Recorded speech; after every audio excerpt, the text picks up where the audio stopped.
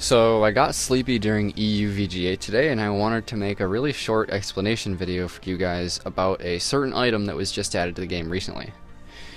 And that item is Spellsword. And it's a pretty unique item.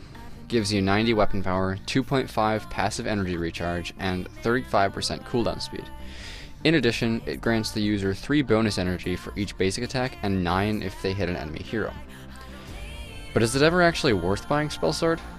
And my answer is I don't think so. Now, there is one, and I would say only one, sort of viable way to use the Spellsword, and I'm going to talk about it right at the end of the video. Energy management on weapon power carries is something that Spellsword helps you with.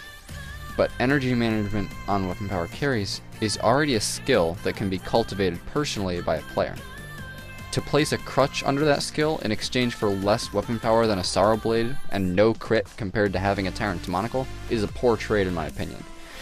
Weapon power ability cooldowns are already usually quite short, and it's almost always worth investing in a traditional weapon power item rather than the Spellsword. Crit, lifesteal, attack speed, these side effects of weapon power items far outweigh the usefulness of cooldown speed and energy regen. What I mean is, the Spellsword may have more weapon power than Breaking Point, but the attack speed and ramping damage provided by Breaking Point make it a much more valuable item.